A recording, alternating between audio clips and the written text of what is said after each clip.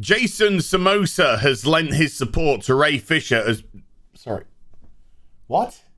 Sorry about this. It's a bit unprofessional. What's that? He's cut... Oh.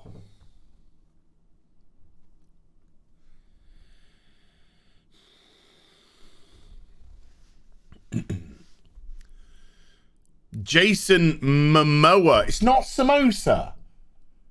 But I did this like thumbnail and everything. Little samosas with his head on it and... No. Momoa. Jason Momoa has lent his support to Ray Fisher.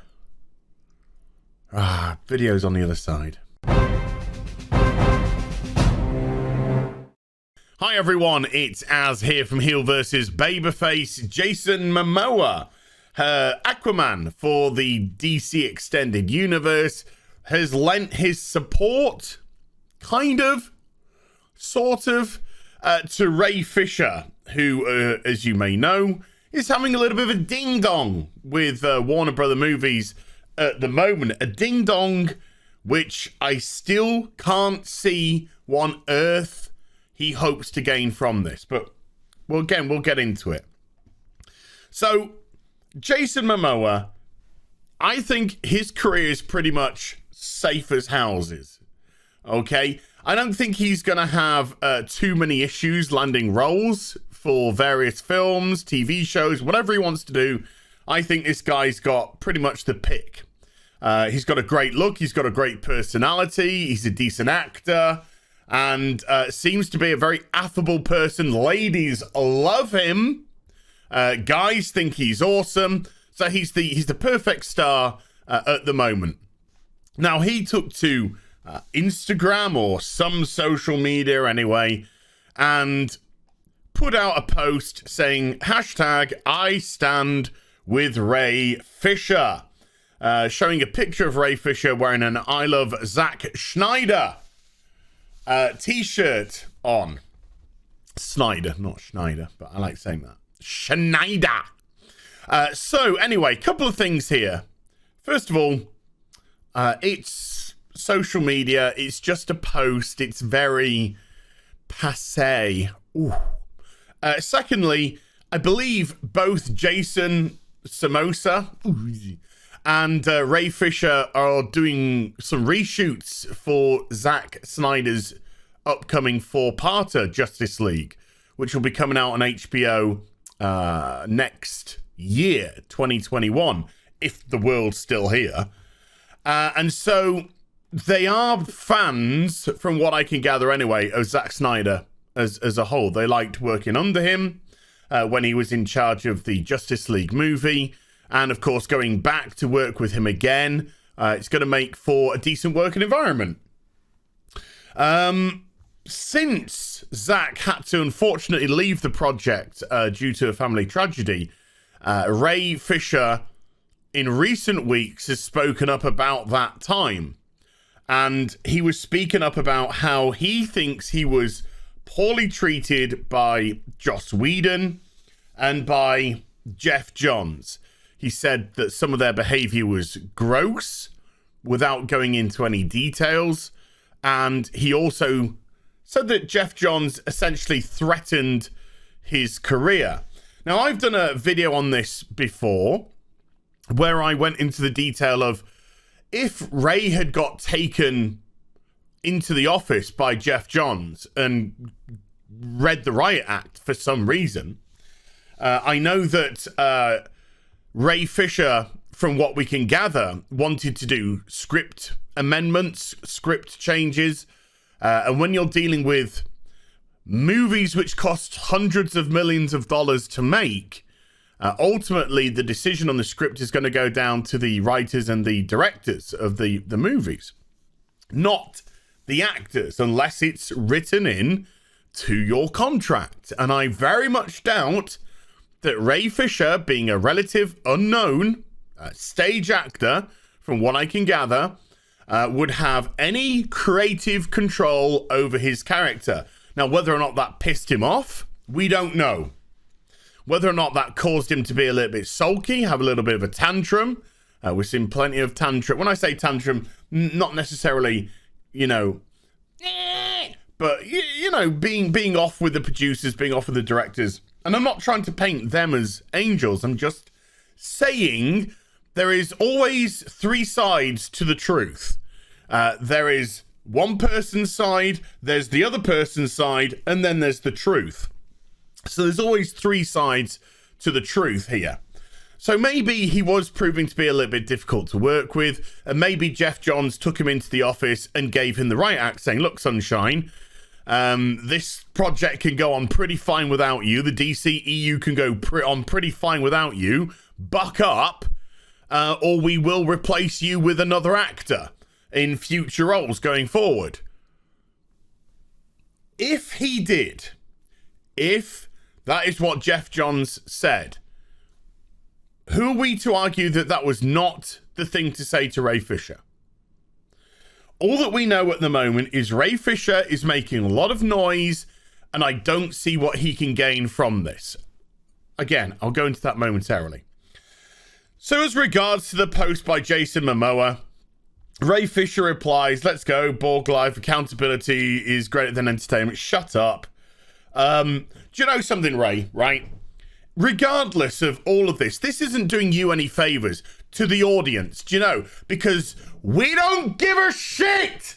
We don't give a shit about your little spats with the directors, with the movie companies, with the producers, with the writers. To us, it makes you look like a snowflake. It makes you look like a little princess. It makes you look like you need to grow a set of balls, okay? If I did a 9 to 5 and then came back and did YouTube, if I do my YouTube videos, nobody wants to hear me waffle on about Kate in accounting pissing me off because she underdid my wages by 200 quid that month. No one wants to hear that.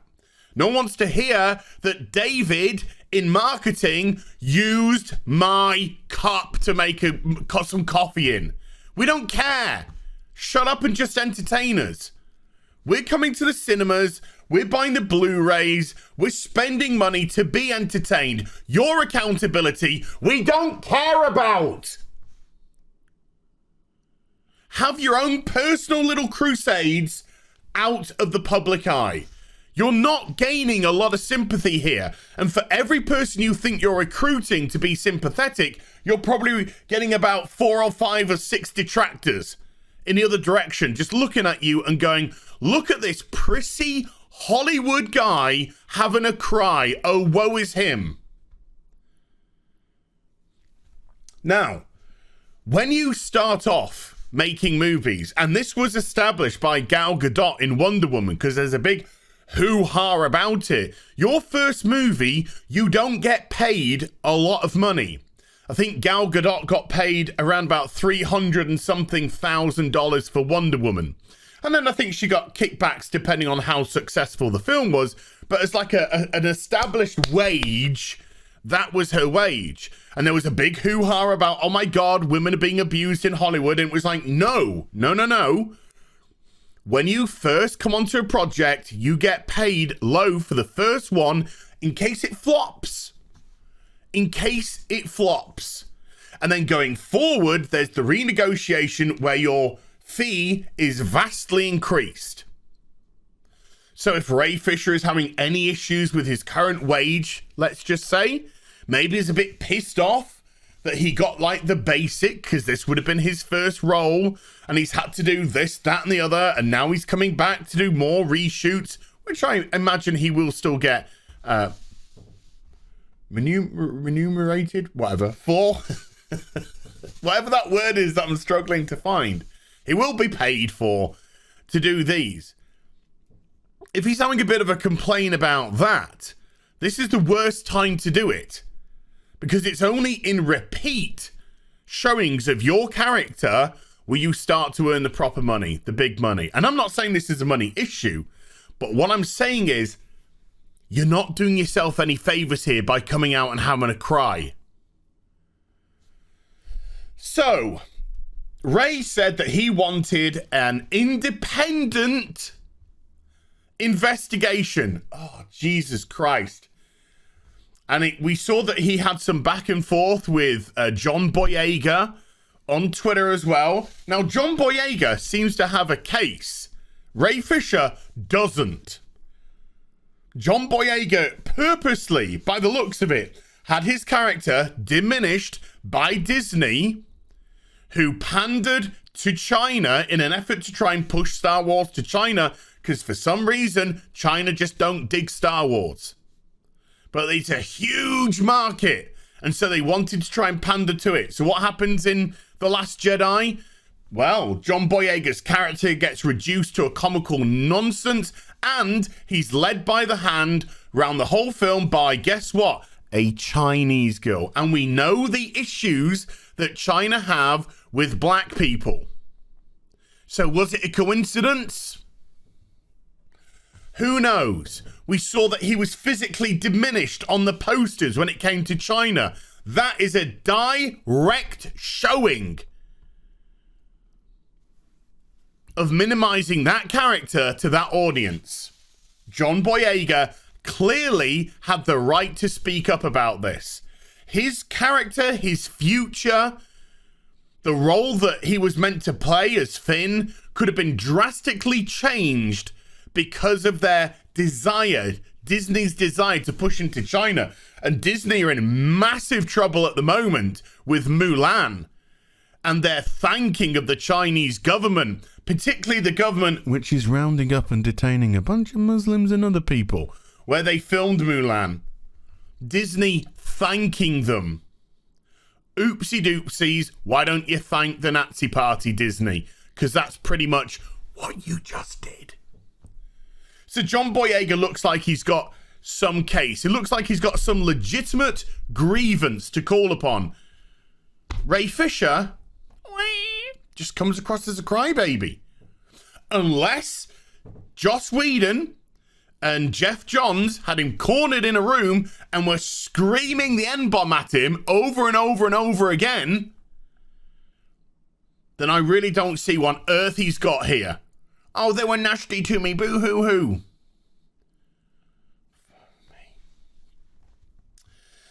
So, Warner Brothers, trying to wrap this up as quick as I can. Warner Brothers claim that Ray Fisher hasn't cooperated with the investigation. They say that they've got an investigator. They're trying to speak to Ray Fisher. He won't speak to them.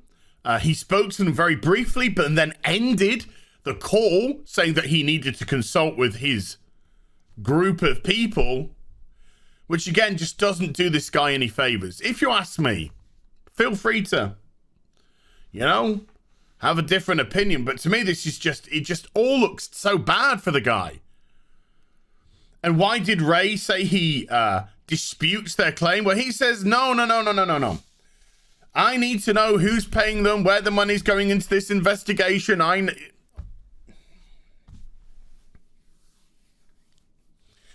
It looks like there is a molehill that Ray Fisher wants to convert into a mountain. And let's just say for argument's sake, the investigation comes back and they say, well, we think that, maybe they shouldn't have treated Ray the way they treat him. Maybe.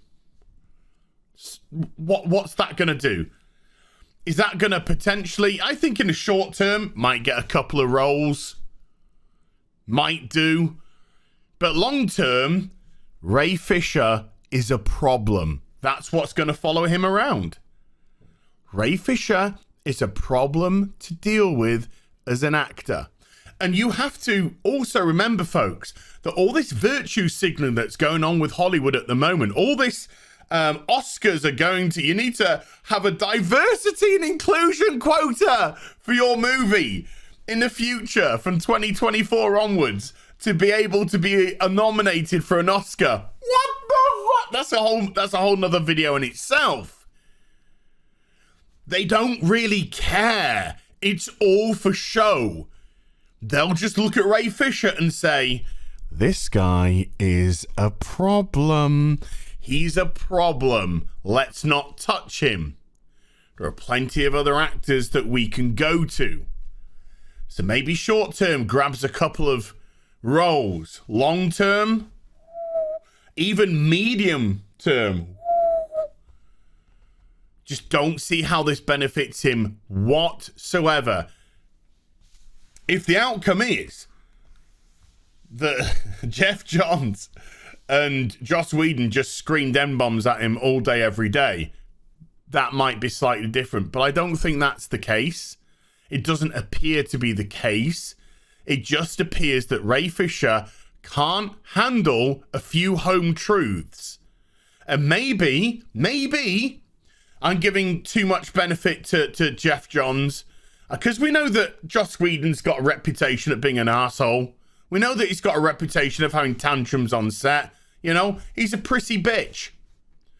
But maybe Jeff Johns gave Ray Fisher too many home truths and he just couldn't handle it because he's a fragile little fake pretender for a living. I don't know. To me, it all sounds a load of bollocksy. So Jason Samosa, it's great that you're standing by your buddy, but what he has to gain from it, I don't think it makes a scrap of difference. Hope you enjoyed the vid. If you did, do give it a thumbs up and also subscribe to the channel. Follow me on social media and YouTube for live streaming. Those links are in the description box down below, and I'll be back with some more stuff very soon. You take care. Bye for now.